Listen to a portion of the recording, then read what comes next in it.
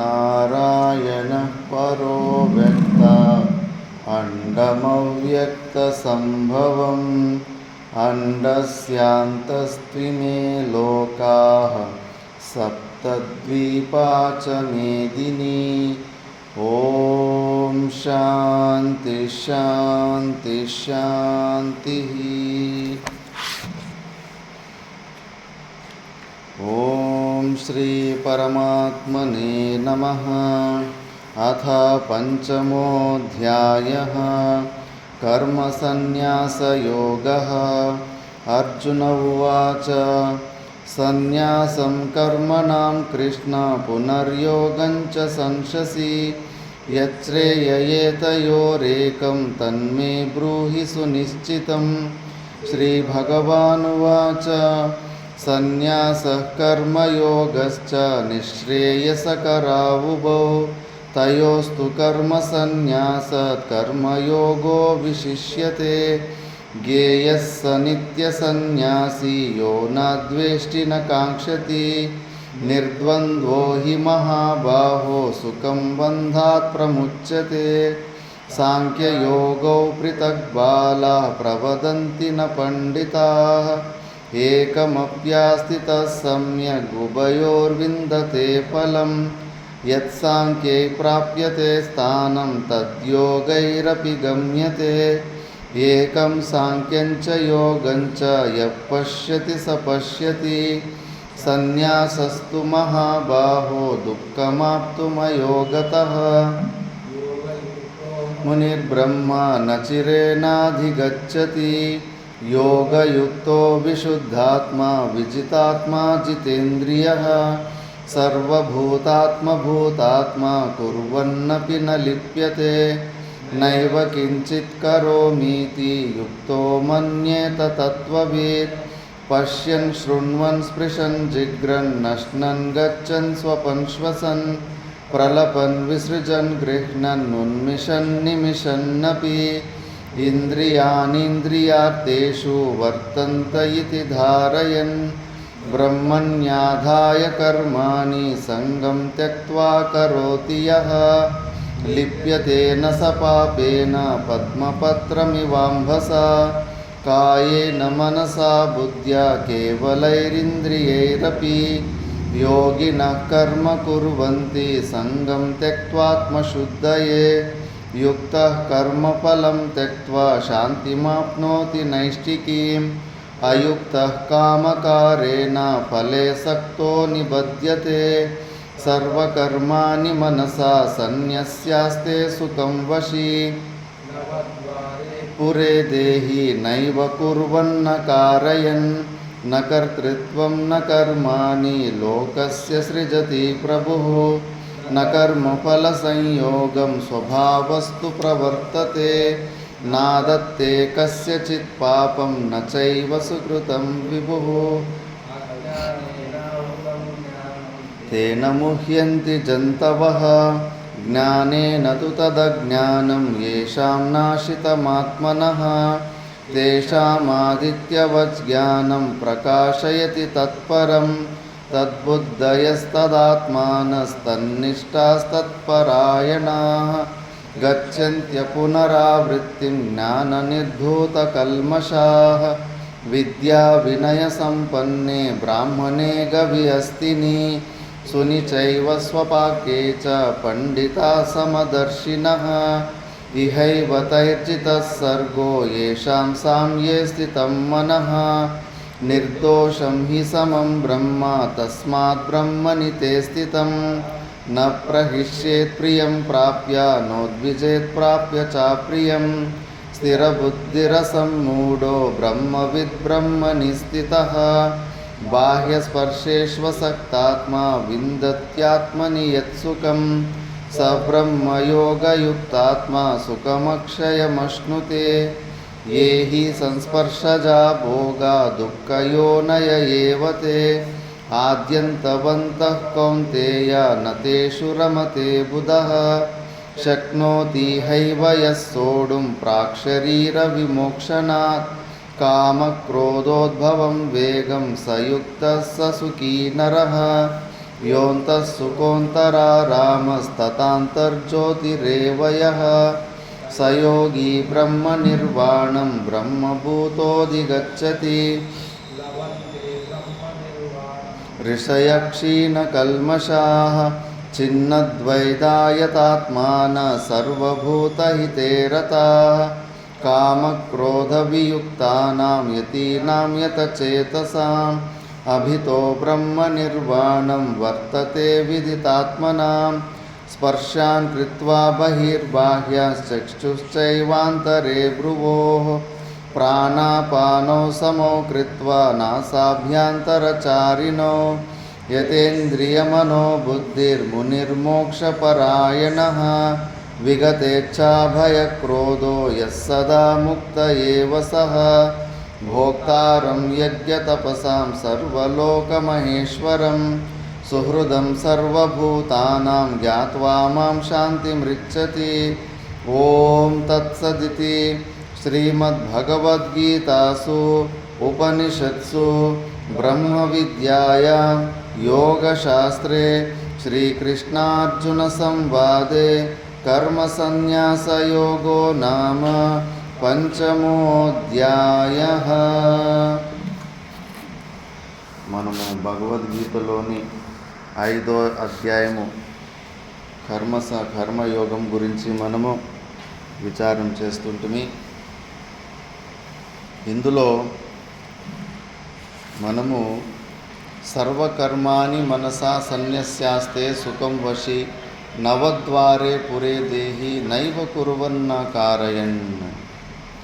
ఈ శ్లోకం గురించి మనము విచారణ చేశాము. ఇప్పుడు అది ఎలా కుదురుతుంది? వాస్తవికంగా కర్తృత్వం లేదు, కారయతృత్వం లేదు, ఇవి రెండూ లేకుండా పని ఎలా జరుగుతుంది? కర్తాబుద్ధి అన్నా ఉండాలి, లేదా కారయుత బుద్ధి అన్నా ఉండాలి. ఇవి రెండూ లేకుండా క్రియలు ఎలా జరుగుతుంది? ఇంత సృష్టిలో ఇన్ని పనులు, ఇన్ని జీవులు చేతులు కాళ్ళు ఆడిస్తున్నాయి, క్రియలు చేస్తున్నాయి, ఇవన్నీ ఎలా జరుగుతున్నాయి? అందుకే బహుశా దానికి ఒక కారణం అంటూ చెప్పాలి కదా. నిర్గుణ నిరాకార స్వరూపుడైన పరమాత్ముడేమో ఆయన కర్త కాదు, భోక్త కాదు, కారయితను కాదు. మరి ఇవన్నీ ఎవరు విచ్ఛేదిస్తున్నారు? ఈ సృష్టిలో ఉన్న పనులన్నీ ఇవన్నీ ఎట్లా జరుగుతున్నాయి? దానికి కారణం ఎవరు? మూల కారణం ఎవరు? దాని గురించి చెప్తాము. స్టార్ట్ చేస్తారు. నకర్తృత్వం న కర్మాణి లోకస్య సృజతి ప్రభుః న కర్మఫల సంయోగం స్వభావస్తు ప్రవర్తతే. న కర్తృత్వం న కర్మాణి లోకస్య సృజతి ప్రభుః న కర్మఫల సంయోగం స్వభావస్తు ప్రవర్తతే.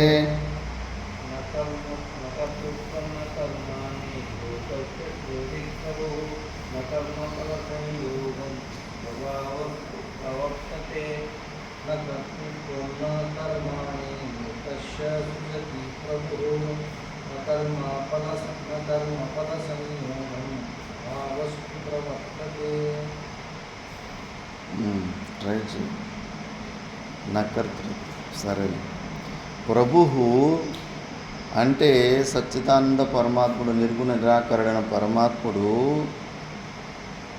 లోకస్య కర్తృత్వం నా, ఈ ప్రపంచంలోకి కర్తృత్వం, ఈ ప్రపంచం ఎవరు సృష్టించారు? నారాయణ చైతన్యం. ఈ ప్రపంచం ఇప్పుడు కుండలు చేస్తాడు కదా, ఆ కుండని సృష్టించిన వాడు ఎవడు?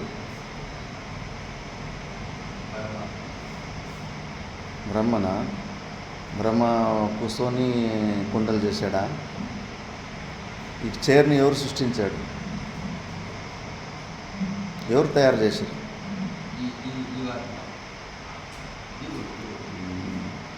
కుండ చేసేటోడు కుండలు తయారు చేస్తాడు, అది కూడా తెలీదా? కుండల్ని ఎవరు తయారు చేస్తాడు? కుమ్మరి కదా కర్త. మరి ఈ ప్రపంచాన్ని ఎవరు తయారు చేసిండు? అక్కడ కుండ కనిపిస్తుందంటే కన్నా దాన్ని తయారు చేసిన కుమ్మరి ఉండాలి, కంపల్సరీ ఉండాలని నిరూపణ అయిపోతుంది. ఈ ప్రపంచాన్ని ఎవరు తయారు చేశారు? ఎవరు? సగుణ సాకారుడా, నిర్గుణ నిరాకారుడా? సగుణ సాకారుడని చెబితే సేఫ్ జోన్లో ఉంటావు. స్వచ్ఛమైన పరమాత్ముడు, నిర్గుణ నిరాకార పరమాత్ముడు చేశాడంటే కానీ అబద్ధమైపోతుంది. శ్లోకాలు అందుకే అర్థాలు తెలుసుకోవాలా. ఊరికి ప్రవచనం విన్నట్టు చెవులు వినేసి వెళ్ళిపోతే ఏమీ ప్రయోజనం ఉండదు. ప్రశ్నకు సమాధానం టక్కని రావాలా, కరెక్ట్ సమాధానం. ఈ సృష్టిని ఇప్పుడు చిన్నప్పుడు మా పూర్వాశ్రమం అన్నీ తిట్టేవాడు. ఎవడురా వాడు పరమాత్ముడు, ఎందుకు ఈ సృష్టి చేశాడు? ఊరికి కుస ఉండదు కదా, తీట ఎక్కువై ఈ సృష్టిని సృష్టించాడా? ఏం బాగుంది ఈ ప్రపంచం? పుట్టినప్పటి నుంచి సచ్చేవరకు అన్ని దెబ్బల మీద దెబ్బలు, కష్టాలు. అదేదో చేసేది చక్కగా చేయొచ్చుగా ఉండే కదా, ఆకలి దొప్పులు లేకుండానే తయారు చేయొచ్చుగా ఉండే కదా, కష్టాలే లేకుండా దుఃఖం అనేదే లేకుండా తయారు చేయొచ్చుగా ఉండే కదా. వాడెవడు చేయడానికి? పిల్లికేమో సంకటం, పిల్లికేమో చల్లాటము, ఎలకకేమో ప్రాణ సంకటం. మరి ఆయన అలాంటివన్నీ ఎందుకు పూజిస్తున్నావు? నారాయణ చైతన్య ఇంత ఘోరమైన సృష్టిని చేసి ఇన్ని ఇబ్బందులకి కారణం ఆయనే కదా. ఈ సృష్టిని సృష్టించేందుకే కదా అందులో మనం ఈ కష్టాలు అనుభవిస్తున్నాం. అసలు ఈ సృష్టి లేకుండా మనకు కష్టాలు లేదు కదా. మరి అలాంటివన్నీ పూజిస్తావా? మనకి ఇబ్బందులు పెట్టినవన్నీ. శాడిస్ట్ కదా, కొంతమంది సైకోలు ఉంటారు, జైల్లోకి బంధించేస్తారు, సావునీవురు, రోజు రాడ్లతోటి ముళ్ళుతోటి కుచ్చి చంపుతూ ఉంటారు, తొందరగా సావు కూడా రాకూడదు అని. మరి అలాంటివన్నీ ఏముంటాం మనం? శాడిస్ట్ అంటాం కదా, పిచ్చిముండా కొడుకు, రాక్షసుడు, శాడిస్ట్ అంటాం. మరి ఈ సృష్టికర్త అయిన భగవంతుని ఎందుకు పూజ చేస్తున్నాం? ఈ అన్ని ఇబ్బందులకు ఆయన చేసిన సృష్టి వల్లనే కదా కారణం. విచారణ చేయాలా బాగా, ఇక్కడే ఉత్తరాలు. అందుకే నిర్గుణ శుద్ధమైన నిర్గుణ నిరాకారుడైన పరమాత్మలో నువ్వు ఆరోపం చేయలేవు. ఆయన అసలు సృష్టి చేయనేలేదు. అందుకే వివేకానంద అంటే ఫస్ట్ ఈ సృష్టి ఉందని నిరూపించండి. ఆ ఈశ్వరుడు సచ్చిదానంద స్వరూపుణ్ణి మనకు డైరెక్ట్గా నిర్గుణ నిరాకార స్వరూపుడు ఉన్నాడు, ఆయనను అంగీకరించే సామర్థ్యం లేనందుకు సగుణ సాకారం అయిన దాన్నన్నా గుర్తించే శక్తి ఉంది. కుండని చూస్తే కానీ అబ్బో ఈ కుండ ఇక్కడ కనిపిస్తుందంటే దీన్ని ఎవరో తయారు చేసినప్పుడు ఇక్కడే ఎక్కడో ఉండాలి. అట్లా అనుమానం ద్వారా కుండ సృష్టికర్త ఎట్లా మనకు జ్ఞానం అవుతుందో ఈ ప్రపంచం కనిపిస్తూ ఉందంటే నీ ప్రపంచం తయారు చేసినప్పుడు ఎవడో కూడా ఉండాలని. వాడే సగుణ సాకార రూపుడు, మాయా విశిష్ట చైతన్యం అంటారు. అర్ధనారీశ్వరుడు అంటే అదే, సగము స్త్రీ సగము పురుషుడు. ఆ స్త్రీ అంశము మాయ, ఆ పురుష అంశము నిర్గుణ నిరాకార పరమాత్ముని అంశం. కేవల నిర్గుణ నిరాకార పరమాత్ముడు సృష్టిని సృష్టించలేడు. కేవలం జడరూపమైన మాయ కూడా ఈ సృష్టిని సృష్టించలేదు. రెండు కలిస్తేనే మాయా విశిష్ట చైతన్యం, రెండు కలిస్తేనే సగుణ సాకార రూపుడైన ఈశ్వరుడు మొదటి శరీరం హిరణ్య గర్భుడు పుడతాడు. అతడిలో కర్తృత్వం ఉంది. ఈ సృష్టికి కర్తృత్వం అతడిలో ఉంది. రాత్రిపూటలో స్వప్నంలో నేను ఒక ప్రపంచాన్ని మనం సృష్టించుకోలేదా? దానికి సృష్టికర్త ఎవరు? మనమే. మన స్వప్నానికి సృష్టికర్తలు మనమే.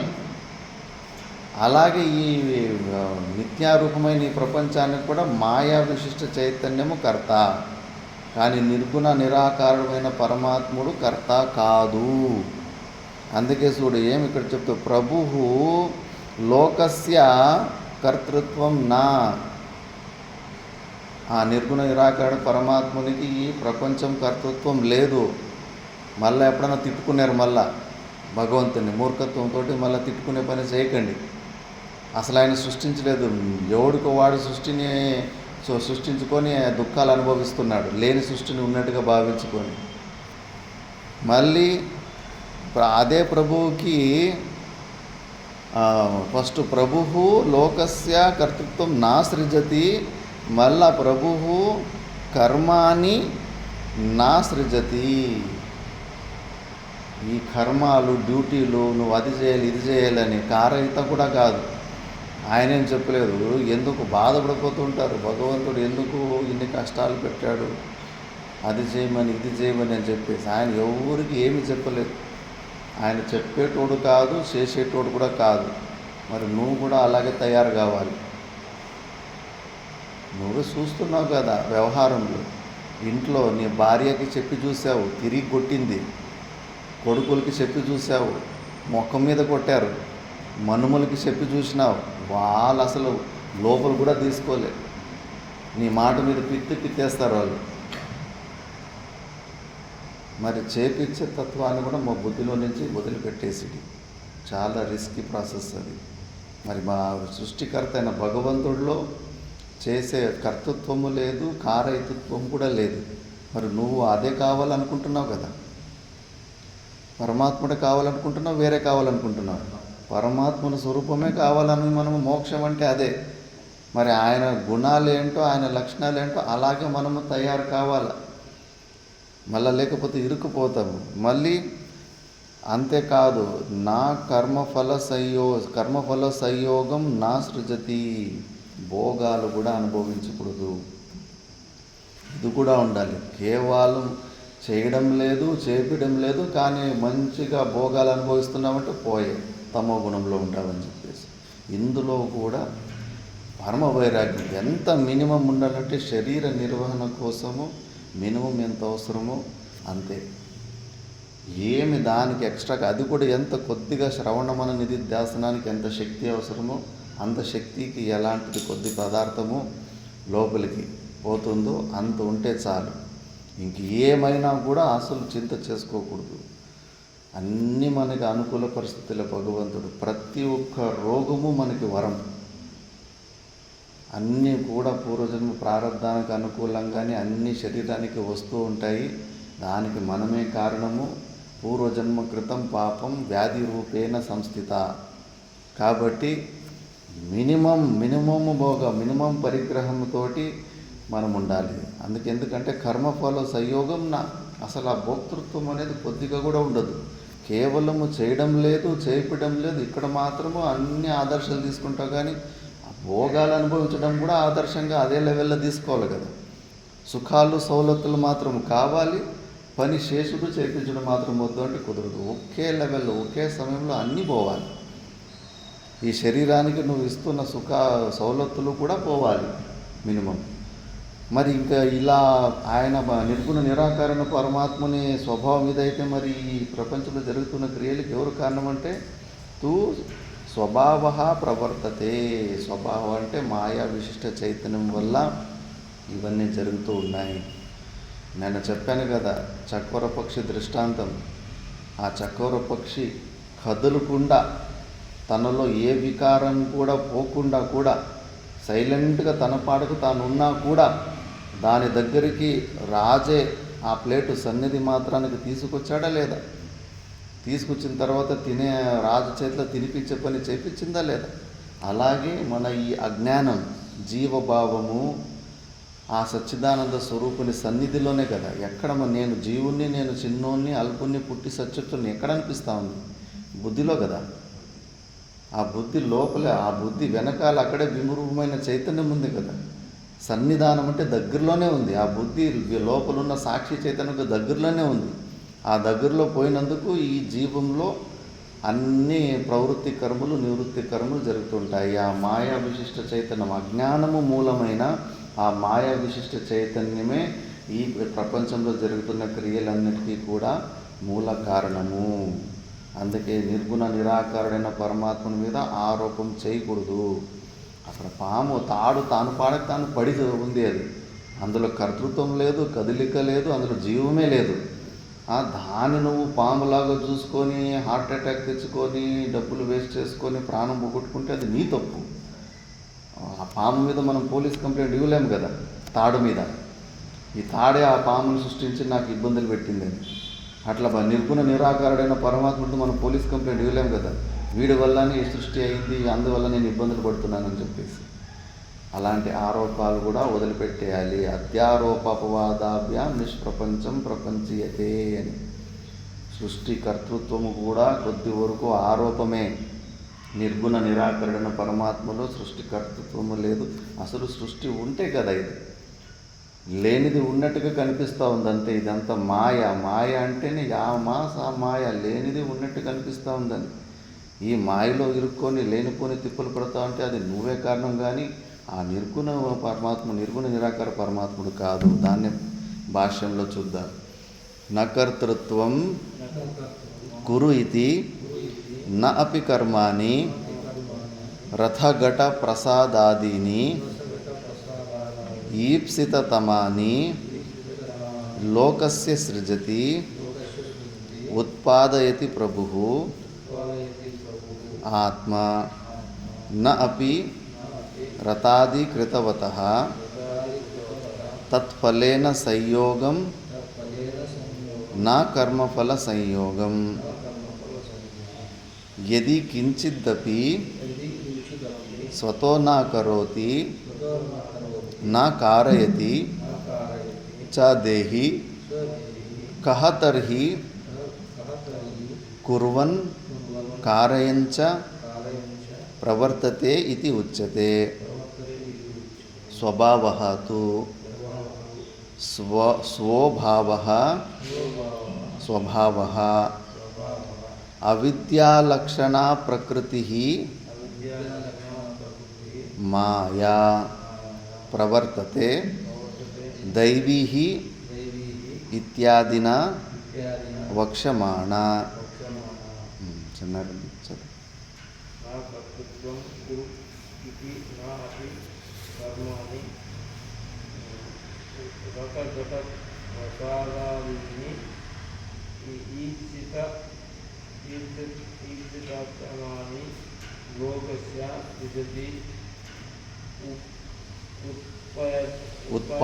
ఉత్పాదయతి ప్రభుః ఆత్మ నా అపి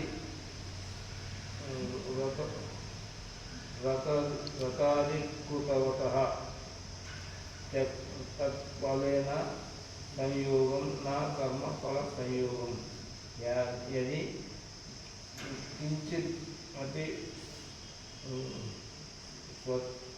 స్వతో నా కరోతి నా కారయతి చ దేహి కః తర్హి కుర్వన్ కారయన్ చ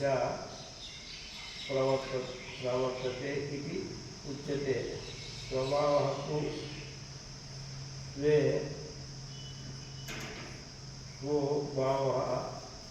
స్వభావః అవిద్యాలక్షణ ప్రకృతిః మాయా ప్రవర్తతే దైవీః ఇత్యాదినా వక్ష్యమాణా. నా కర్తృత్వం అని శ్లోకంలో ఉందంటే కురు ఇతి నా అపి కర్మాణి రథఘట ప్రసాదాదీని ఈప్సితతమాని లోకస్య సృజతి. ఆయనలో నిర్గుణ నిరాకారుడైన పరమాత్మలో ఈ సృష్టి కర్తృత్వం కూడా లేదు, మనమే ఆరోపిస్తాము. అక్కడ కడిన పగ్గము పాముని సృష్టించే కర్తృత్వం అందులో లేదు, మనమే ఆరోపణ చేసాము కదా. మనమే ఆ పామును చూసుకొని మళ్ళీ ఆ పాము కనిపిస్తుందంటే దాన్ని ఎవరు సృష్టించారంటే ఇంకా తాడుపేడే చెప్పాలి. తాడుపేరు చెప్పకుండా వేరే పేరు చెప్పలేము. అలాగే ఇంకా భగవంతుని పేరు చెప్పేస్తున్నాం, ఆయన మీద దొబ్బేస్తున్నాం ఆరోపణ. ఆయన రథఘట ప్రసాదాదీని ఈప్సితమని రథము కుండలు చేసినట్టుగా ఆయన ఇవన్నీ కూడా ఏమి లోకాలను కూడా సృష్టించడు. నా ఉత్పాదయతి ప్రభుః ఆత్మ నా అపి రథాదికృతవతః తత్ఫలేన సంయోగం నా కర్మఫల సంయోగం. మళ్ళీ సృష్టించిన తర్వాత ఆ వస్తువుల నుంచి నేను ఆనందాన్ని అనుభవించాలని ఆ భోగాలలో కూడా ఆసక్తి ఉండదు. ఎంత ఉదాసీన స్థితిలో ఉంటాడు, ఎంత పరమ వైరాగ్యంలో ఉంటాడంటే కానీ అసలు శరీర పోషణార్థం కూడా ఏమీ ఎక్కువ ప్రయత్నాలు చేసుకోడు. ఉన్నన్ని రోజులు ఉండని ఎంత తొందరగా పడిపోతే అంత మేలు అంటాడు. వివేకానందునికి బొట్టనేల నుంచి నెత్తిన వరకు అన్ని పాటలు పోయి ఉంటాయి. డాక్టర్లు వాళ్ళు వీళ్ళు అంతా వాళ్ళు శిష్యుల్లోనే ఉంటారు డాక్టర్లు. పథ్యం కొద్దిగా పాటించండి, ఈ రోగానికి అది తినకూడదు ఇది తినకూడదు అంటే ఏం చేయాలనుకుంటున్నారు? ఈ శరీరంలో ఈ ఇరుకుపోయిన మురికి కాలువలో నవద్వారంలోనే ఇంకా ఎక్కువ ఈ జైల్లోనే ఉండాలని మీరు ఆశ కోరుకుంటున్నారా? ఎంత తొందరగా విడుదలైపోతే అంత మంచిది కదా అని అస్సలు పథ్యం పాటించలేదు. ఏ ఒక్క కాయలకు కూడా పథ్యం పాటించలేదు. తొందరగా అందుకే 39 సంవత్సరాలకి 40 సంవత్సరం చూడకుండానే వెళ్ళిపోయాడు. ఎంత అట్లుండాలి వైరాగ్యము. ఏంది ఈ శరీరం, ఇంకా అనుకూల పరిస్థితులు అనుకోవాలి. మంచి మంచి రోగం, కిడ్నీ పోయిందా, అబ్బా చాలా సంతోషం, కొన్ని రోజులు టప్పనైపోయి ఎగిరిపోతాను. హార్ట్ స్ట్రోక్ వచ్చిందా, ఇంకా చాలా మంచిది, ఇంకా చాలా తొందరగా వదిలిపెట్టేస్తున్నాను దీన్ని. అలాంటి వైరాగ్యం, అప్పుడు శాంతి. లేదంటే అజ్ఞానం. ఒక తలనొప్పి వస్తే నేను ఆటాడిచ్చేస్తుంది, బెదిరించేస్తుంది. ఒక పొట్టనొప్పి వచ్చి నిన్ను బెదిరించేస్తూ ఉంటుంది. ఎందుకు ఉండాలి ఈ శరీరంలో, పనికిరాని శరీరంలో? మనంతకు మనం చేస్తే ఇంకా ఆత్మహత్య దోషం వస్తుంది. మనకు ఆ సాహసం లేనప్పుడు తానంతకు తాను వదులుకుంటా ఉంటే ఎంత ఆనందపడాలి. ఇంకా చాలా తొందరగా వెళ్ళిపోని ఇది శరీరం అని ఇంకా ఇష్టపడాలి. అలాగా ఆ కర్మఫల సంయోగం కూడా ఏదో ఒక బయట ఉన్న భోగాలలో ఆసక్తి కూడా ఉండదు.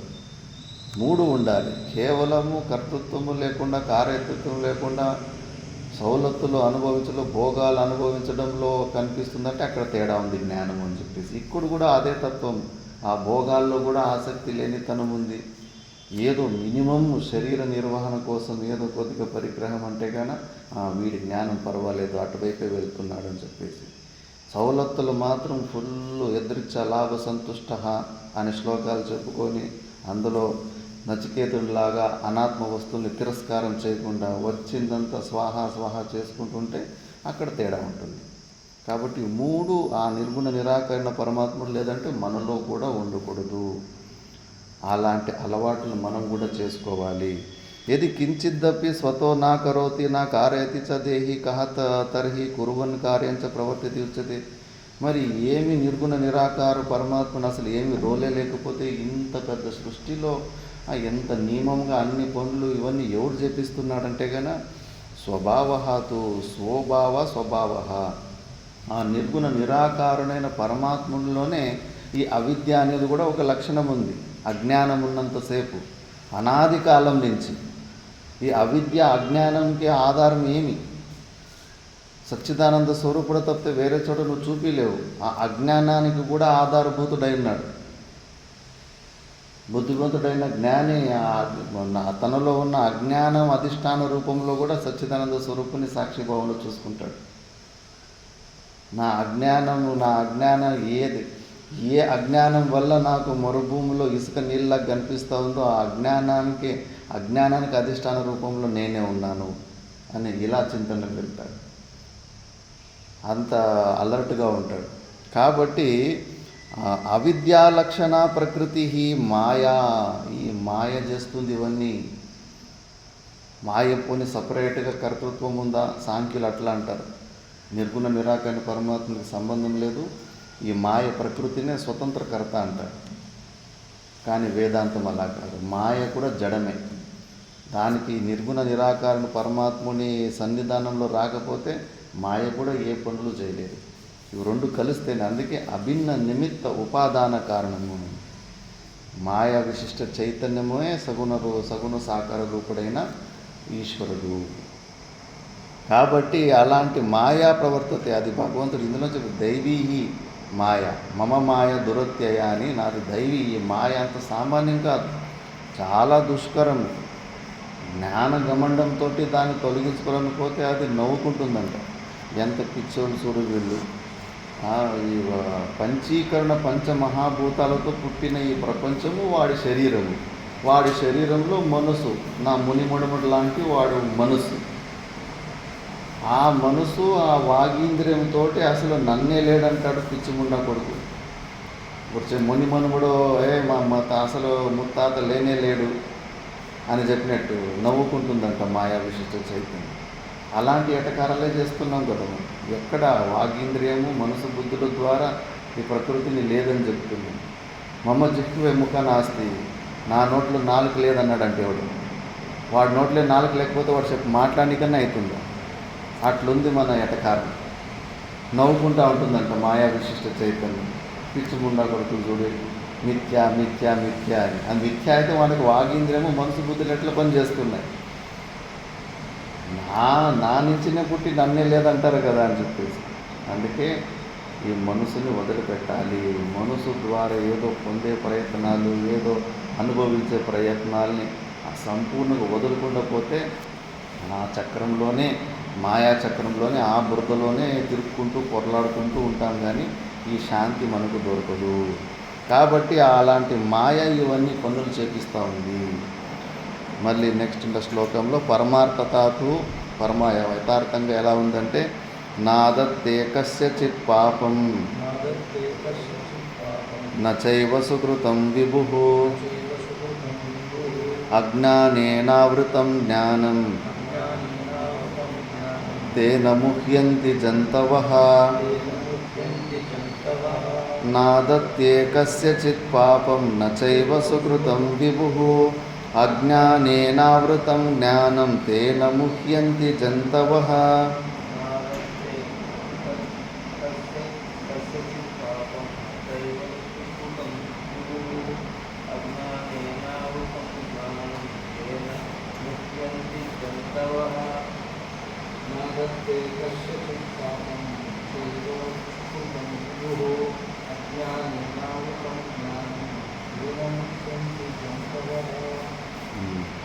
విభుః సర్వవ్యాపకుడైన ఆ పరమాత్ముడు కస్యచిత్ పాపం నా ఆదత్తే, మనము చేసిన పాపాలు ఆయన ఎవరు స్వీకరించుడు.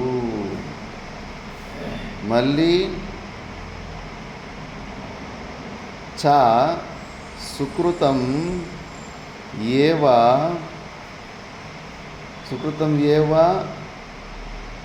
ఆదత్తే, సుకృతం ఏవ నా ఆదత్తే. పుణ్యఫలాలు మనం చేసే పుణ్యఫలాలు కూడా ఆయన స్వీకరించుడు. మళ్ళీ ఎందుకు మళ్ళీ అలా ఇవన్నీ లేకుండా పోతే పూజలు, పునస్కారాలు, యాగాలు, యజ్ఞాలు ఇవన్నీ మరి ఎందుకు జీవుడు చేస్తున్నాడంటే అజ్ఞానేన జ్ఞానం ఆవృతం తేనా జంతవః ముహ్యంతి. మోహంలో పడి వీళ్ళు అనవసరంగా చేస్తున్నారు. కానీ వాస్తవంగా భగవంతుడు నీ పాపకర్మలకు ఆయన టచ్ చేయలేవు, నీ పుణ్యకర్మలు కూడా ఆయన టచ్ చేయలేవు. ఎందుకంటే ఇప్పుడు ఒక దృష్టాంతం సూర్యుడు చెప్పింటి ఎట్లా జీవులలో ఉన్న సుఖ దుఃఖాలు పరమాత్మునికి ఎందుకు టచ్ కావని దృష్టాంతం గుర్తుందా? ఎట్లా దృష్టాంతం? సూర్యుని ప్రతిబింబంతో చెప్పింది.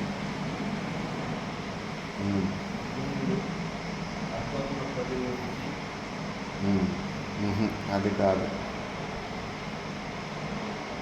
పైన సూర్యుడు ఒక్కడే ఉంటాడు, కింద 1000 బకెట్లలో నీళ్లుంటాయి. 1000 బకెట్లను నువ్వు తొంగి చూసినా కూడా 1000 సూర్యులు కనిపిస్తారు ప్రతిబింబ రూపంలో. ఆ కింద ఒక బకెట్ని అల్లాడించి చూడు, ఆ బకెట్ లోపల ఉన్న ప్రతిబింబ రూపంలో ఉన్న సూర్యుడు కూడా అల్లాడినట్టు కనిపిస్తూ ఉంటుంది. కానీ పైన చూడు, అసలు ఆ పైన ఉన్న సూర్యుడు అసలు కదలడు. కింద నువ్వు 1000 బకెట్లని అల్లాడించి చూడు, అన్ని బకెట్లో ఉన్న సూర్యులు కదులుతున్నట్టు ఉంటాయి. కానీ పైన ఉన్న సూర్యుడు మాత్రం కదలకుండా ఉంటాడు. అంటే ఈ ప్రతిబింబ రూపాలలో ఎన్ని అల్లకల్లోలాలు జరిగినా కూడా బింబు రూపంలో ఏ తేడా మార్పులు రావు. మనము జీవుడు నేను వేరు నువ్వు వేరని జీవభావాల్లో అది అంత అనేక జీవులు ఉన్నప్పటికీ కూడా అనేక జీవుల్లో ఉన్న సుఖాలు కానీ దుఃఖాలు కానీ ఎన్ని కోలాహలాలు ఎన్ని జరిగినా కూడా ఆ బింబు రూపమైన చైతన్యానికి అసలు అంటుకోవు. ఇట్లా ఈ జీవులు చేసే పుణ్యకర్మలు కానీ పాపకర్మలు కానీ ఆ భగవంతుడు ఏమీ స్వీకరించరు, అసలు సంబంధం లేకుండా ఉంటాడు. మరి భాష్యం చూద్దాం. నా ఆదత్తే నచ గృహ్ణాతి భక్తస్య అపి కస్యచిత్ పాపం నచ ఏవ ఆదత్తే సుకృతం భక్తైః ప్రయుక్తం విభుః కిమర్థం తర్హి భక్తైః పూజాది లక్షణం యాగదాన హోమాదికంచ సుకృతం ప్రయుజ్యతే ఇతి ఆహ. అజ్ఞానేన ఆవృతం జ్ఞానం వివేక విజ్ఞానం తేన ముహ్యంతి కరోమి కారయామి భోక్ష్యే భోజయామి ఇతి ఏవం మోహం గచ్చంతి అవివేకినః సంసారినో జంతవః.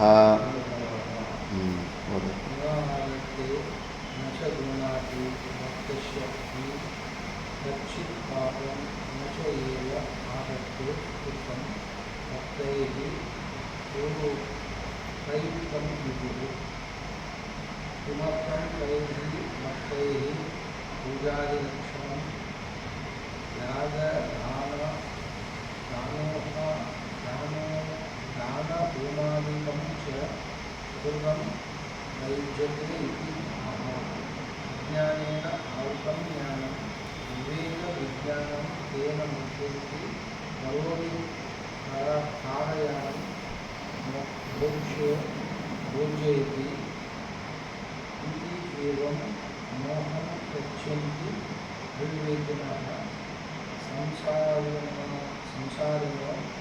జంతవః. నా ఆదత్తే అంటే నచ గృహ్ణాతి, భగవంతుడు గ్రహించడంట. దేన్ని? భక్తస్య అపి కస్యచిత్ పాపం నచ ఏవ ఆదత్తే. భక్తుల పాపాలు అసలు గ్రహించడంట. మరి ఎట్లా పోతాయి మన పాపాలు? మనం పూజలు చేసేది, స్తుతులు చేసేది దేనికోసం? మన పాపాలు తొలగిపోయి ఆ పుణ్యం ఎక్కువై సుఖాన్ని భగవంతుడు మనకి ఇస్తాడు అని. మరి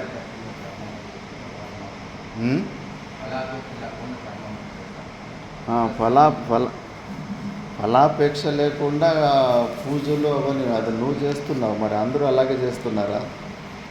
ఊరుకుంది ఈరన్నకి ఫలాపేక్ష లేకుండానే వస్తున్నారా? ఫలాపేక్ష పెట్టుకొని వస్తారు. మరి వాళ్ళ పాపాలు తీసుకోడు భగవంతుడని చెప్తుంది. మరి ఎట్లా? మన పాపాలు తీసుకోకుండా పోతే పూజలు చేయడం వేస్టే కదా. ఎవరన్నా ఒకరు పాపాలు ఇంకొకరు వేరేటోళ్ళు తీసుకోగలరా? ఎట్లా చెప్తావు నువ్వు? తీసుకోవచ్చు, తీసుకోలేరు. తీసుకోవచ్చు, సంకల్ప మాత్రేనా. యోగులు చరిత్ర చదవలేదా? వేరే జీవుని పాపాలని తీసుకునే సామర్థ్యం ఉంటుంది సంకల్ప మాత్రంలోనే. మా తాత గురువులదే స్టోరీ చెప్పినాను మీకు.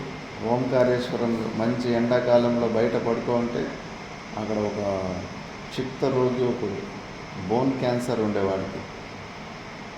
మంచి యోగాసనలు చేసుకుని ఏదో సాధన చేసుకున్నట్టు అదేదో పెద్ద ప్రారంభకరం ఉంది. అతడు దివ్య సిద్ధులు కూడా ఉంటాయి కదా కొద్దిగా. దివ్య దృష్టితోటి తెలుసుకున్నాడు అక్కడ. ఇంకా మా గురువులు తాత గురువులు, ఆయన సిద్ధ పురుషుడు, ఆయనకు ఉంది సామర్థ్యము. అందరూ సంకల్పాలు చేస్తుంటారు కానీ వస్తువులు కూడా రావు. మనం సంకల్పం చేస్తే ఉదయం మంచిగా పొట్ట క్లీన్ కావాలంటే అదే బయటికి రాదు సరిగ్గా. అంత వీక్ ఉంటాయి మన సంకల్పాలు.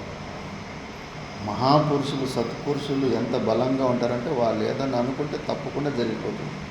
ఆ కెపాసిటీ ఉన్న వాళ్ళు సంకల్పాల ద్వారా ఏదైనా చేయొచ్చు వాళ్ళు.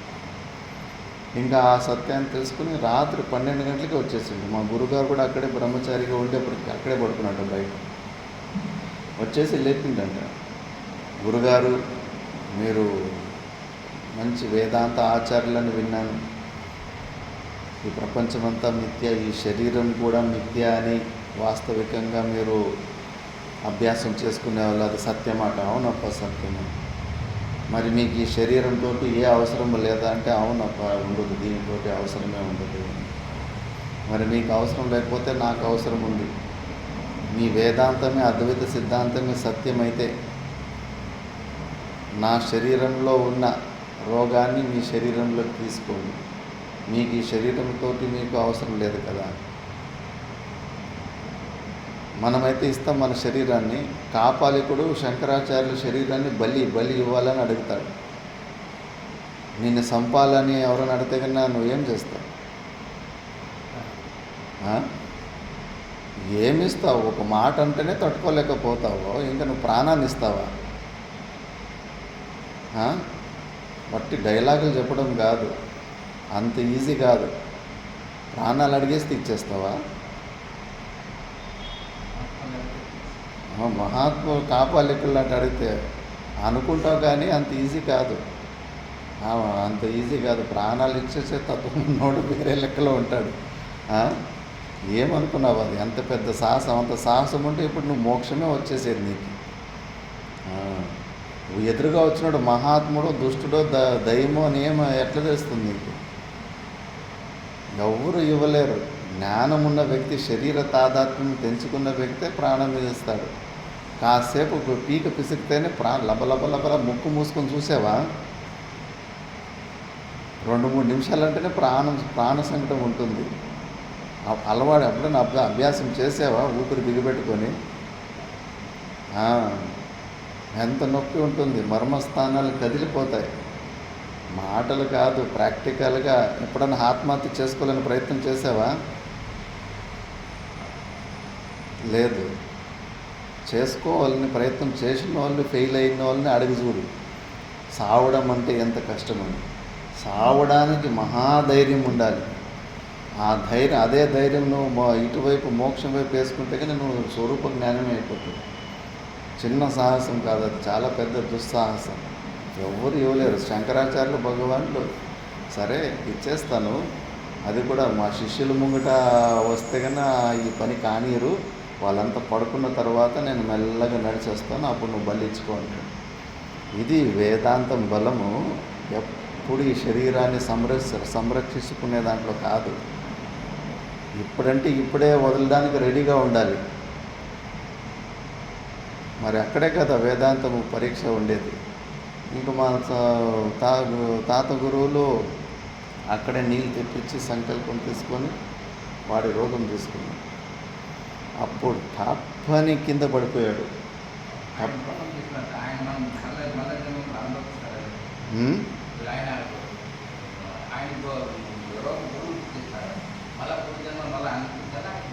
లేదు, యోగులకు ఆ సామర్థ్యం ఉంటుంది.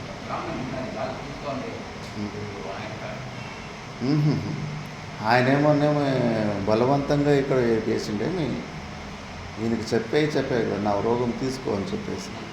మరి అలా ఎవరన్నా మహాపురుషుడు తీసుకుంటే కానీ అలా తీసుకునేయచ్చు. షిరిడి సాయిబాబా పిల్లగానే సాకుతూ ఉంటాడు. వాడి మృత్యుని ఈయన తీసుకుంటాడు, ఆయన రోగాన్ని. షిరిడి సాయిబాబా సినిమా చూసినావా లేదా?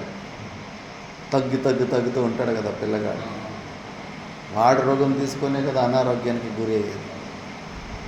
తీసుకోవచ్చు ఒకరి ఆ సామర్థ్యం ఉన్నారు. అందరూ మనం పనికిరాని వాళ్ళం తీసుకోలేం, కానీ యోగ్యమైన పురుషులు సంకల్పము ద్వారా ఇతరుల కష్టాలు స్వీకరించుకోవచ్చు. మరి ఇక్కడ భగవద్గీత నా ఆదత్తే నచ గృహ్ణాది భక్తస్య, పరమాత్ముడు అస్సలు భక్తుల పాపాలు తీసుకోడు అని చెప్తున్నారు. మరి పాపము మూట కరగాలనే కదా మనం చేసే అభిషేకాలు, పూజలు అవన్నీ చేసేది. పాపము తొలగి పుణ్యం ఉత్పన్నమై అని. మరి ఇక్కడేమో అసలు తీసుకొని అంటాడు. మరి ఎట్లా అర్థం చేసుకుంటావు? విరుద్ధంగా ఉంది కదా మాట. ఇక్కడ అస్సలు తీసుకోనని ఇక్కడ అంటున్నాడు భగవంతుడు. మరి ఎవరు తీసుకుంటారు?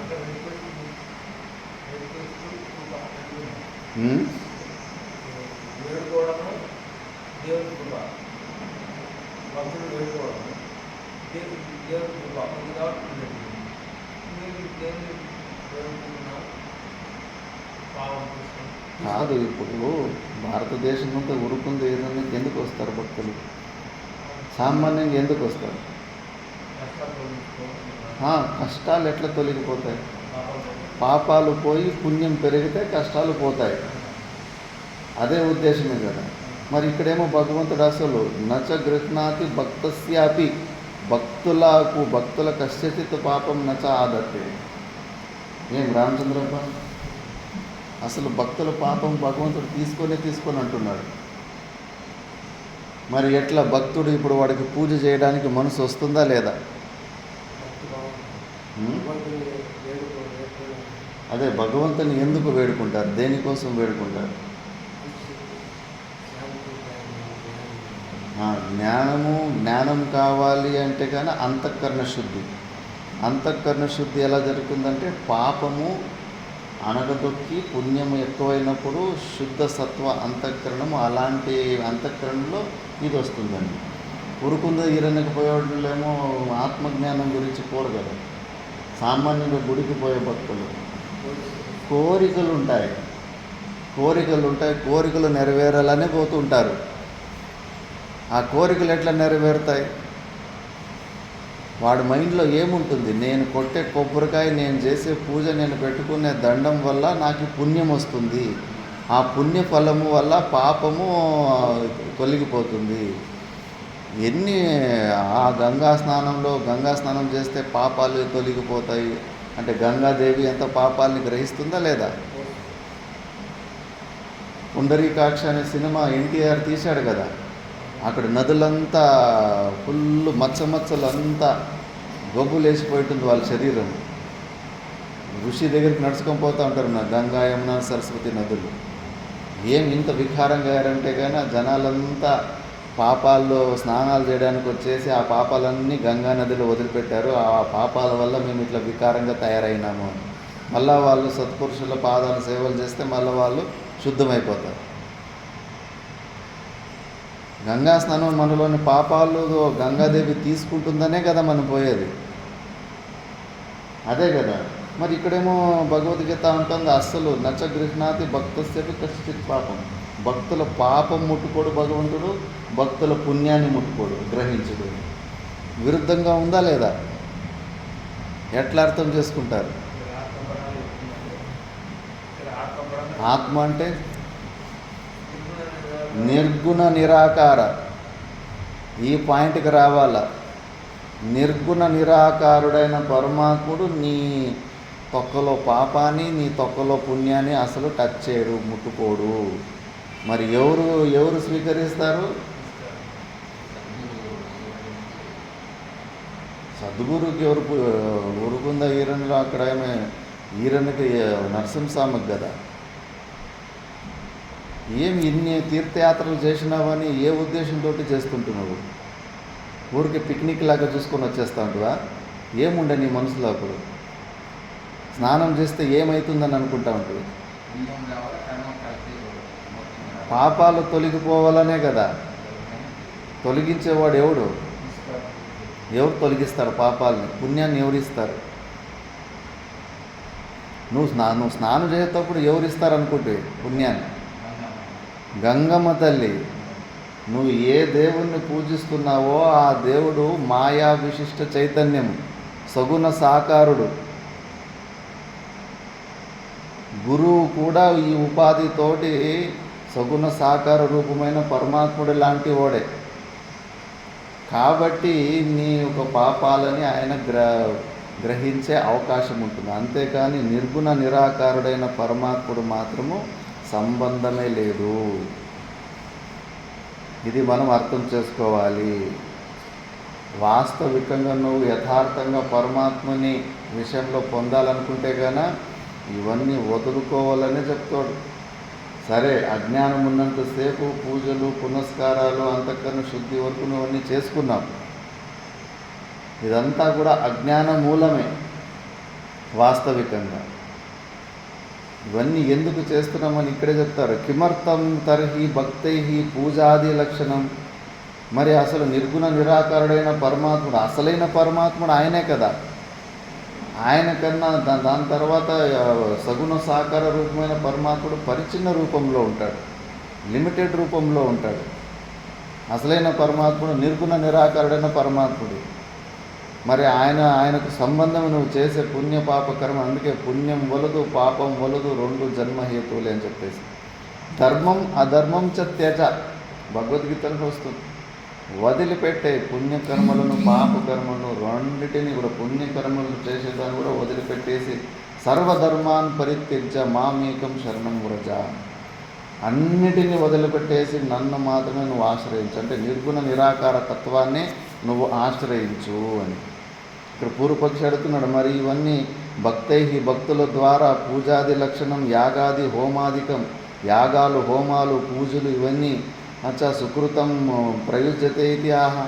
ఎందుకు ఇవన్నీ మరి వీళ్ళంతా ఎందుకు చేస్తున్నారు? ఇంతమంది కోట్ల మంది చేస్తున్నారు కదా. అందరూ భగవంతుని పేరు మీదనే ఫ్యాక్టరీలు ఓపెన్ చేసుకున్నారు. ఎక్కడ పోయినా కూడా ఎందుకు చేస్తున్నారు అంటే అజ్ఞానేన ఆవృతం జ్ఞానం. అజ్ఞానమే, మూర్ఖత్వమే, యథార్థంగా పరమాత్మని తెలుసుకోలేక మూర్ఖత్వం వల్లనే చేస్తున్నారు. ఈ మాట అంటే కోపం వస్తుంది, జీర్ణం చేసుకోవడం కష్టమవుతుంది, పెద్ద సమస్య ఇది. అందుకే మెల్లమెల్లగా బేసిక్ స్టెప్పులు చెప్పకుండా దీన్ని చెప్తే కానీ విరుద్ధంగా అర్థం చేసుకుంటారు. అద్వైత సిద్ధాంతం ఏదో తేడాగా ఉంది అని అనుకుంటారు. ఇవన్నీ కూడా అంతే. అజ్ఞానేన ఆవృతం జ్ఞానం వివేక విజ్ఞానం తేన ముహ్యంతి కరోమి కారయామి. అజ్ఞానం వల్ల నేను చేస్తాను, నేను పూజలు చేస్తాను, హోమాలు చేస్తాను, యాగాలు చేస్తాను, కర్తృత్వ బుద్ధితోనే చేస్తుంటాడు. కరోమి కార్యం, నేను చేపిస్తాను పని. భోక్షియే, నేను భగవంతునికి నేను తింటాను, భోజయామి, తినిపిస్తాను.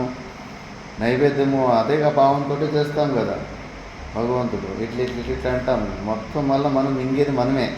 ఊరికి ఇట్లా చేతితోటి ఇట్లా ముందు చూపించేదంత భావమే. ఇది ఏవం మోహం గచ్చంతి అవివేకిన. వివేకులు కారు వీళ్ళు అని శాస్త్రం అంటాం. అవివేకిన సంసారిణ సంసారినో జంతవ. ఇది అవివేకమే. మరి అవివేకము అజ్ఞానము అన్నప్పుడు దాన్ని వదిలిపెట్టి పై స్థాయికి రావాలి కదా. నిర్గుణ నిరాకార స్వరూపమైన పరమాత్మని పొందేలాంటి సామర్థ్యాన్ని తెచ్చుకోవాలి కదా. అక్కడే ఉండిపోతే ఎట్లా? భగవంతుడు భగవద్గీతలోనే చెప్తున్నాడు. సాక్షాత్ శ్రీకృష్ణ పరమాత్ముడు ఆయన పేరు చెప్పుకొని దుకాణాలు పెట్టుకున్నారు కదా. గుడిలు, గోపురాలు, అవి 10 అవతారాలు ఆయనవే కదా. ప్రపంచంలో ఎక్కువ గుళ్ళని ఆయన పేరు పెట్టుకొని దుకాణాలు పెట్టుకున్నారు. మరి ఆయనే చెప్తున్నాడు అదంతా మూర్ఖత్వము, అజ్ఞానము అని. ఏదో తెలియకుండా ఉన్నప్పుడు ఏదో చేసి నీకు వేరే తెలియదు. ప్రపంచాన్ని చూసావు. ప్రపంచంలో ఎవరు పవర్ఫుల్గా ఉంటారో ఆ పవర్ఫుల్ వ్యక్తి దగ్గర మనం అనుకూలంగా ఉంటేనే మన పని సాగుతుంది. ఆ పవర్ఫుల్ వ్యక్తి ఇష్టపడేలా అంటే ఆయనకు ఏదో ఒకటి సేవ చేయాలి, ఏదో గిఫ్ట్ అన్న ఇవ్వాలి. ఎందుకంటే ఆయన ఎదురేసుకుంటే కానీ మళ్ళీ నాకు ఇబ్బందులు వస్తాయి అనేది సామాన్య జీవుడికి అవగాహన ఉంటుంది. కాబట్టి మరి ఈ సృష్టికర్త చాలా పవర్ఫుల్ వ్యక్తి, సగుణ సాకార రూపమైన పరమాత్ముడు. ఫియర్ ఫ్యాక్టర్ ఉంది. భగవంతుడంటే భయపడే తత్వం ఉంది. ఎన్ని విషయాలు భగవంతుని విలన్ చేసేస్తారు. అయ్యో నేను రోజు దీపం ముట్టిస్తూ ఉంటే, నన్ను ఏదో వేరే ఊరికి పోయింటే ఆ దీపం ముట్టినికి కాలేదు, భగవంతుడు నన్ను ఏం చేసేస్తాడో, నాకు ఎన్ని కష్టాలు ఇచ్చేస్తాడో అంటే మీ లెక్కలో భగవంతుడు దుష్టుడు అనుకున్నారా? నువ్వు ఏదో ఒకటి చేస్తూ ఉంటేనే నీకు మంచి చేస్తాడు, చేయకుండా పోతే కోపం వచ్చేసి నీకు కష్టాలు ఇస్తాడని. తప్పు. భగవంతుడు అసలు అనపేక్ష దీహి. ఆయన ఎవరితోటి ఏమీ ఆశించడు. అలాంటి వ్యక్తిని మీరు లంచంలో ఇచ్చినట్టుగా పూజలు చేసి ఒకరోజు అయ్యో పూజ చేయకుండా పోతే ఏమైపోతుందేమో, కష్టాలు వచ్చేస్తాయేమో అని. అయ్యో పోయిన సంవత్సరం శివదీక్ష తీసుకోండి, ఈ సంవత్సరం శివదీక్ష తీసుకోలేదు ఇంట్లో, అందుకే భార్యాభర్తల మధ్యలో గొడవలు అయిపోయినాయి. అందుకే శివదీక్ష ఈ సంవత్సరం వేయినందుకు గొడవలు అయిపోయినాయి. ఎన్ని కల్పనాలు, ఎన్ని అజ్ఞానంలోకి దేనికో ఏదో లింక్ పెట్టేస్తారు. భయం, ఫియర్ ఫ్యాక్టర్లో పోతారు. భగవంతుని పెద్ద విలన్ చేసేసినారు. భగవంతుడు సర్వదయామయుడు, కరుణామయుడు. అలాంటి భగవంతుడు నువ్వు ఈ పని చేయలేదని అంత కోపమవుతాడా?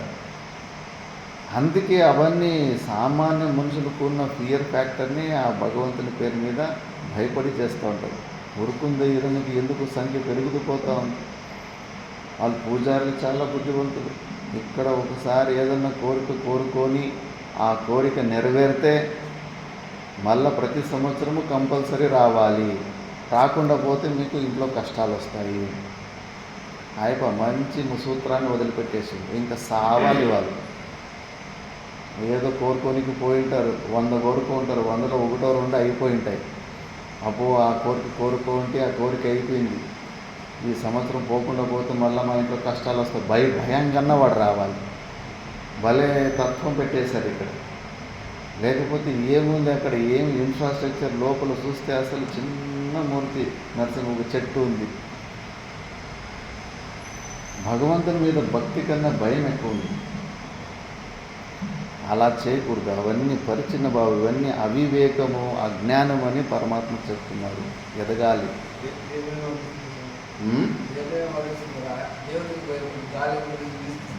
దేవతలే భయపడుతున్నారు. దేవతలు కూడా అజ్ఞానంలోనే ఉన్నారు. ఈశాస్వాద్ వాత అని చెప్పేసి వాళ్ళు కూడా అంతే. మరి భగవంతునికి భయపడే, దేవుడికొకరు భయపడే ఇవన్నీ సూర్యుడు అసలు సెలవు తీసుకోకుండా రోజు పని చేస్తున్నారు. అజ్ఞానమే అది, అజ్ఞానమే మూలము. అందుకే జ్ఞానాన్ని పొందాలి. భగవంతుడు సర్వవ్యాపకుడు, నిర్గుణ నిరాకార స్వరూపం. అదే యథార్థం, భగవంతుని యథార్థ స్వరూపము. నువ్వు వెతుకుతున్న పరమానందం నీకు కావాలంటే నువ్వు ఆ నిర్గుణ నిరాకారుడు స్వరూపుడైన పరమాత్ముడివే కావాలి. అది నువ్వు అయ్యే ఉన్నావు. ఆ విషయాన్ని మర్చిపోయావు. నువ్వు ప్రతిబింబ రూపంలో జీవభావానికి వచ్చేసావు. ఈ అజ్ఞానాన్ని నువ్వు తొలగించుకో. దేని ద్వారా? జ్ఞానం ద్వారా. దాన్ని నెక్స్ట్ శ్లోకంలో చెప్తాను. జ్ఞానేనతు తదజ్ఞానం ఏషాం నాశితమాత్మనః తేషామాదిత్యవత్ జ్ఞానం ప్రకాశయతి తత్పరం. జ్ఞానేనతు తదజ్ఞానం ఏషాం నాశితమాత్మనః తేషామాదిత్యవత్ జ్ఞానం ప్రకాశయతి తత్పరం.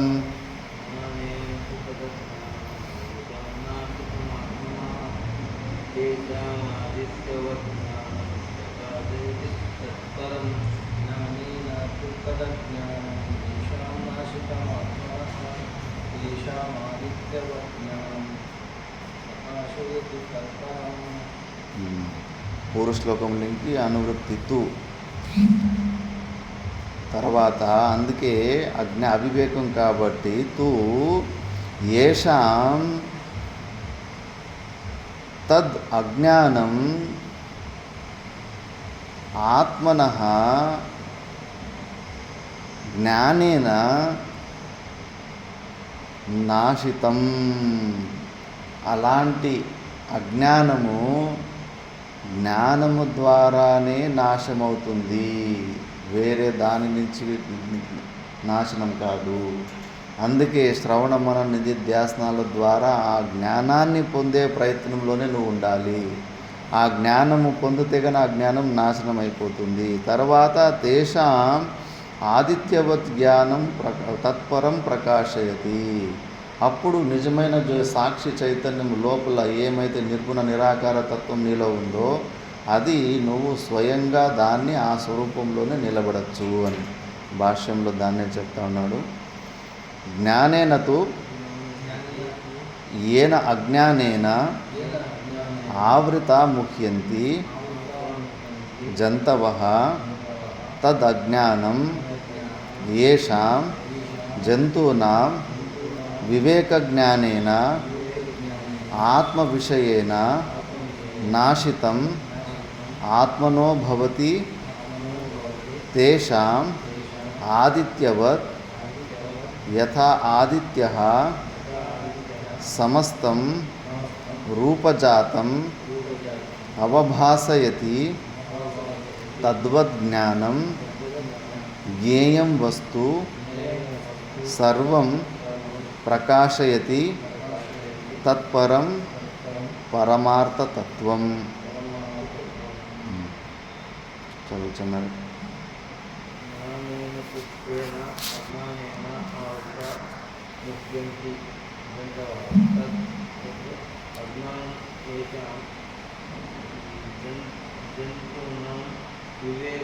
వివేకజ్ఞానేన ఆత్మవిషయేన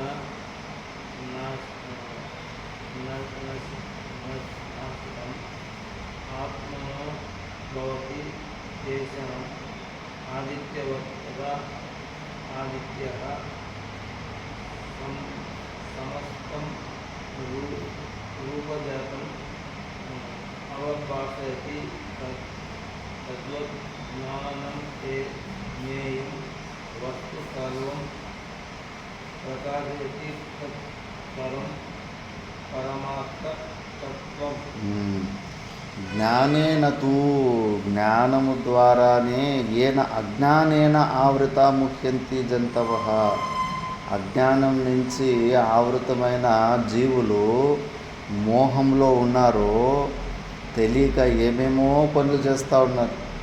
కాబట్టి అలాంటి జంతవః తద్ అజ్ఞానం ఏషాం జంతూనాం వివేక జ్ఞానేన ఆత్మ విషయేన ఆత్మరూపమైన వివేక జ్ఞానము ద్వారా నాశితం ఆత్మనః భవతి. అది నశించిపోతుంది. అలాంటి అజ్ఞానాన్ని మనము తొలగించుకునే ప్రయత్నం చేసుకోవాలి. దానికి మించిన ఇంపార్టెంట్ పని ఈ ప్రపంచంలో లేదు. ఇక్కడ వరకు ఎవరన్నా వచ్చినారంటే కనుక ఎన్నో జన్మలు సాధన చేసి ఉంటాడు. ఇక్కడ దాకా రావాలంటేనే కష్టం. ఇక్కడ దాకా ఈ అద్వైత సిద్ధాంతాన్ని అర్థం చేసుకొని ఇక్కడ దాకా వచ్చినట్టు ఎన్నో జన్మలు పట్టి ఉంటాయి. దాని తర్వాత ఒక అహంకారాన్ని నూకి పక్కన పెట్టడం ఉంటుంది. అది కొద్దిగా అలర్ట్గా ఉండి కొద్దిగా శాస్త్రాలంబన తీసుకొని నూకి పారేయచ్చు. ఈ సిద్ధాంతము అర్థం చేసుకొని చాలామందికి విపరీతమైన కోపం వస్తూ ఉంటుంది. సగుణ సాకారమైన పరమాత్మ భక్తికి విరుద్ధంగా ఉందని నాకే అనిపించేది ఫస్ట్ సారి విన్నప్పుడు. కైలాసాశ్రమంలో వీళ్ళందరినీ AK-47 గన్ను తీసుకొని కాల్చి పారేయాలి. ఎంత ఈజీగా ఎవరికి వాడే బ్రహ్మ అనుకుంటున్నాడు అని చెప్పేసి అంత పిచ్చి కోపం వచ్చేది. మళ్ళీ వివేకము ద్వారా మళ్ళీ కొద్దిగా వింటుంటే లేదు, ఇదే యథార్థం. ఎందుకంటే ఇది యుక్తి ప్రధానంగానే సిద్ధం చేస్తారు. ఇంకా భాష్యకార భగవాన్ భాష్యం అంటే యుక్తి, శృతి యుక్త్య అలా. కాబట్టి దీనికోసమే వచ్చాము, వేరే మార్గం లేదు. నువ్వు ఆ పరమానంద స్వరూపమైన అల్టిమేట్ హ్యాపీనెస్ పరమాత్మని పొందాలంటే నువ్వు కూడా అలాగే కావాలి. అయ్యి ఉన్నావు. ఆ విషయాన్ని తెలుసుకొని ఈ అజ్ఞానము అజ్ఞాన కార్యాలు ఏదైతే ఉందో ఎంత తగ్గించుకుంటే అంత మంచిది. తేషాం ఆదిత్యవత్ యదా ఆదిత్య, ఎప్పుడైతే ఒకసారి ఆ ఆవరణ భంగం అయిపోతుందో, సూర్యుడు మేఘాలు అడ్డం లేని సూర్యుడు, రాహు వదిలిపెట్టిన తర్వాత వచ్చే సూర్యుడు ఎట్లా ప్రపంచంలోని అన్ని వస్తువుల్ని యుగపత్ ఒక్కసారిగానే అన్నిటినీ ఎలా ప్రకాశింపచేస్తాడో నీ సాక్షి చైతన్యము ద్వారా అన్ని గేయ వస్తువుల జ్ఞానం కూడా ఒక్కసారిగా ఒక్క షాట్లో అయిపోతుంది అంటున్నారు. గేయ వస్తువు అంటే తెలుసుకోదగిన వస్తువులు. ఈ పుస్తకం తెలుసుకోదగినదా నారాయణ చైతన్యం? ఈ పుస్తకము టేబుల్ ఇవన్నీ తెలుసుకోదగినవా? ఇది బుక్ అని తెలుసుకుంటున్నావా లేదా? మరి లేదంటున్నావు. తెలుసుకోదగినవేవి, తెలుసుకోవచ్చు. వీటిని ఏం కష్టం ఉంది? ఇది మైక్ అని నువ్వు తెలుసుకోలేవా? ఇది టేబుల్ అని తెలుసుకోలేవా? వీటిని గేయ వస్తువులు అంటారు. జ్ఞేయ వస్తువులు అంటారు. జ్ఞేయ వస్తువులు అంటారు. జ్ఞాత్రి అంటే జ్ఞానాన్ని పొందేవాడు.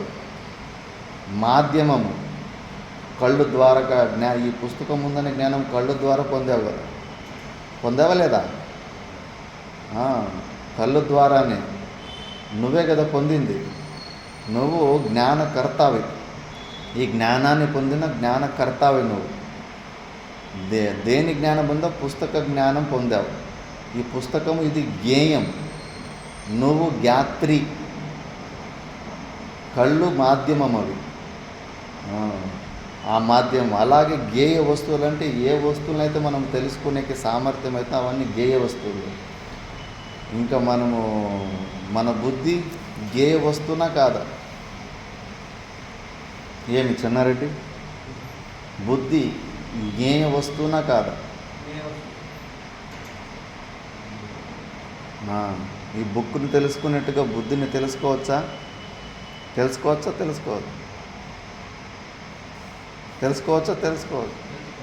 తెలుసుకోవచ్చు. అసలు 5 నిమిషాల వెనకాల నీ బుద్ధిలో ఏం ఆలోచించావో నీకు గుర్తుంది కదా. తెలుసుకుంటున్నావు కదా. బుద్ధిని తెలుసుకుంటున్నావు, బుద్ధిలో ఉన్న వృత్తులను కూడా తెలుసుకుంటున్నావు. అందుకే ఈ బుద్ధి వృత్తులు కూడా జ్ఞేయ వస్తువులే. నువ్వు అజ్ఞానాన్ని తొలగించుకుంటే ఒక్కసారిగా ఇప్పుడు ఆ బుద్ధిని నువ్వేమనుకుంటావు? నేను అనుకుంటున్నావు, కర్త అనుకుంటున్నావు. ఈ మైక్ని నేను నా బుద్ధి ద్వారా తెలుసుకున్న వ్యక్తినే నేను, బుద్ధిని నేను అనుకుంటున్నావు. ఈ జ్ఞానం వస్తే ఆ బుద్ధిలో ఉన్న కర్తృత్వం ఉండదు. ఈ పుస్తకము మనకన్నా బయటకు వచ్చేసింది కదా, మనకన్నా భిన్నంగానే కదా తెలుసుకున్నాం. బయట ఉంది, దాన్ని తెలుసుకున్నాం. అలాగే మన బుద్ధిని కూడా బయట నుంచి తెలిసేసుకుంటాం సాక్షి రూపంలో. సాక్షి ద్వారా బుద్ధిని కూడా పుస్తకంలాగా బయట పెట్టేస్తాం జ్ఞానం వచ్చినప్పుడు. అట్లా సంపూర్ణంగా అన్ని జ్ఞేయ వస్తువు, జ్ఞానం జ్ఞేయ వస్తువు, సర్వం ప్రకాశయతి తత్పరం పరమార్థతత్వం అని. అప్పుడు ఆ అజ్ఞానం తొలగిపోతే ఈ బుద్ధిని కూడా బయట పుస్తకాన్ని ఆబ్జెక్ట్ విషయం చూసినట్టుగా ఆ జ్ఞానం అయిపోతుంది. ఇప్పుడు జీవభావము ఆ సామర్థ్యం లేదు. బుద్ధినే నేను అనే భావంలోనే ఎప్పుడూ ఉంటారు. ప్రతి క్షణము నేను బుద్ధినే. ఈ పుస్తకము నాకన్నా వేరే వస్తువు ఎలాగో ఉందో ఈ బుద్ధి కూడా వేరే వస్తువు అనే భావంలో ఉండం మనం. పెద్ద సమస్య ఇది. ఎన్ని శాస్త్రాలు చదువు, ఏమన్నా చదువు, నువ్వు ఎక్కడున్నావు? నువ్వు సాక్షి చైతన్యంలో నిలబడుతున్నావా, ఈ బుద్ధిలో నిలబడుతున్నావా? ఉదయం నుంచి సాయంత్రం వరకు బుద్ధిలోనే ఉంటావు.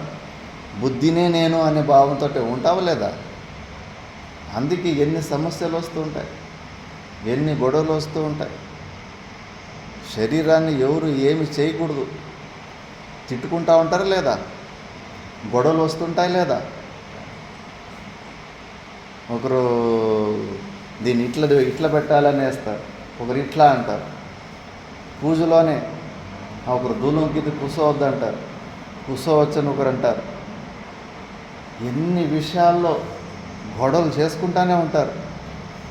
అప్పుడు ఎక్కడుంది మీ జ్ఞానం? బుద్ధినే నేను, అజ్ఞానంలోనే ఉన్నాము. చాలా చెడు అలవాటు అయిపోయింది వ్యవహారంలో. బుద్ధినే నేను అని మళ్ళీ కోపం కూడా వస్తుంది. నేను ఇట్లా చెప్పాను, వాడు అట్లా చేయలేదు కదా. నేను ఫస్ట్ టెంకాయ కొట్టమన్నాను, లాస్ట్లో టెంకాయ కొట్టాడు వీడు. కోపం. అసలు ప్రతి క్షణము బుద్ధిలోనే ఉండి హింసలు పడి వస్తూ ఉన్నాం మనం. సాక్షి భావంలోకి వెళ్ళిపోవాలి.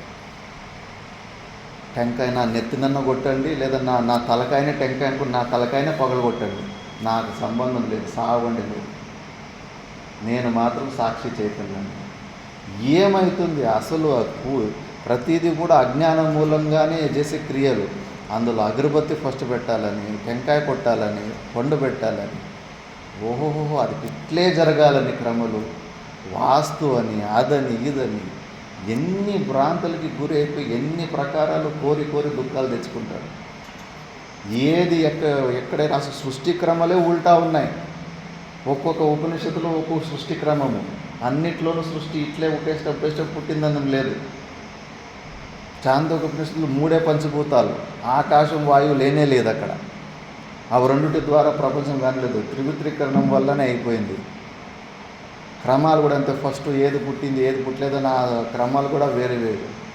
ఆ సృష్టి క్రమంలోనే ఉల్టా పుల్టుంది. మీరు పూజా విధానం వేదాలలో ఒక్క చోట లేదు పూజల గురించి. అసలు భగవంతునికి ప్రతిమే లేదు.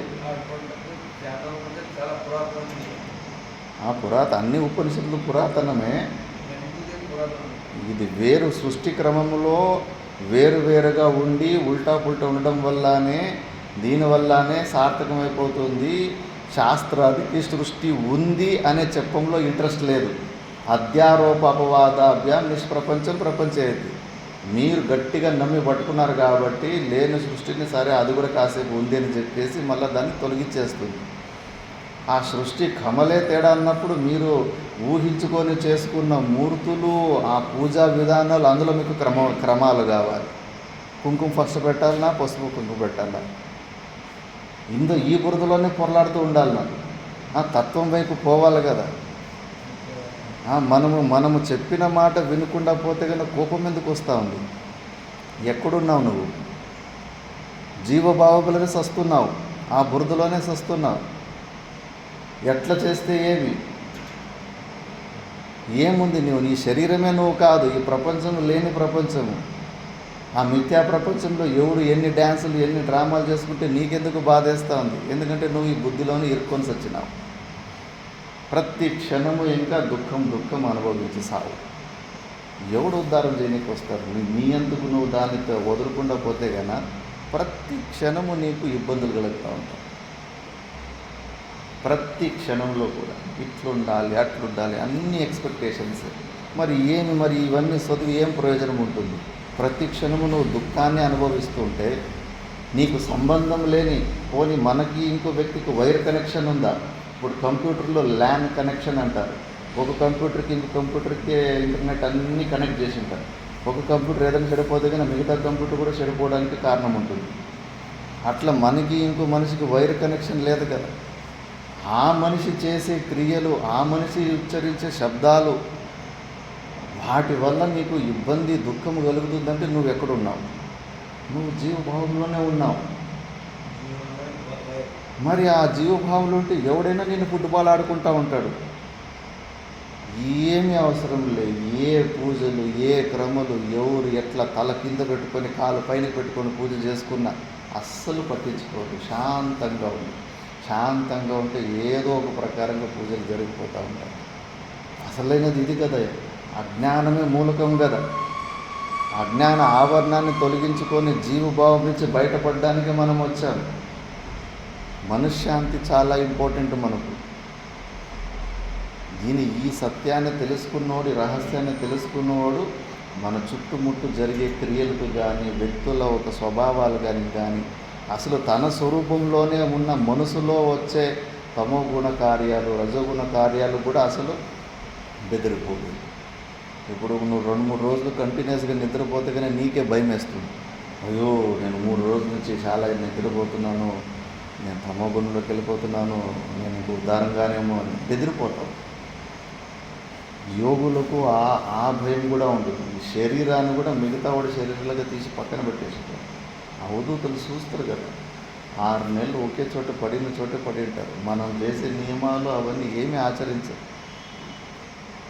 అది ఫస్ట్ నువ్వు ఈ జీవభావం నుంచి బయటికి బుద్ధి వృత్తుల్ని సాక్షిగా చూసి బయట నువ్వు నిలబడు. పుస్తకాన్ని నీ నుంచి బయటకు ఎలా పెట్టి చూసుకుంటున్నావో నీ బుద్ధి వృత్తుల్ని బయట పెట్టి చూడు. అప్పుడు నీకు ఇబ్బంది కాదు. ఎట్లున్నా ఈ ప్రపంచము ప్రతిదీ కూడా కారణము కార్యం ఉంటుంది. ఏది ఉందో మిగతా ఈ శేష జీవితం ఆ ప్రారంధానికి శరీరాన్ని వదిలిపెట్టేస్తే ఎట్లా తీసుకెళ్తా ఉంటుందో అట్లా తీసుకెళ్ళిపోని. సంకల్పాలు ఉండకూడదు, వికల్పాలు ఉండకూడదు, ఎక్స్పెక్టేషన్లు ఉండకూడదు. ఎలా జరుగుతూ ఉంటే అదే. జరిగిందంతా మంచిదే, జరుగుతున్నది మంచి కోసమే, జరిగిపోయేదంతా మంచికి. అప్పుడు మనకి శాంతి వస్తుంది. లేదంటే ఛాన్స్ లేదు. మన జుట్టు ప్రతి ఒక్కరికి దొరుకుతూ ఉంటుంది. కాబట్టి ఆ అజ్ఞానాన్ని మనం తొలగించుకోవాలి. ఏ వస్తు సర్వం ప్రకాశయతి. ఆ జ్ఞానం బుద్ధి వృత్తులను కూడా అది ప్రకాశం చేస్తుంది. అప్పుడు ఈ శరీరానికి వస్తున్న ఇబ్బందులు కూడా సంబంధం లేకుండా ఉంటుంది. ఏమన్నా కానీ ఈ శరీరానికి నాకు సంబంధం లేదు. ఈ శరీరం ఏం మంచి పనులు ఏమైనా చేసి ఉంటుందేమి? ఈ జన్మలోనే పనికిరాని పనులు ఎంతమందికి మనసావాచకరమైన ఇబ్బందులు చేసింది ఈ శరీరం. మరి ఈ శరీరానికి దెబ్బలు పడకూడదు, దుఃఖాలు రాకూడదు అంటే కానీ ఎట్లా?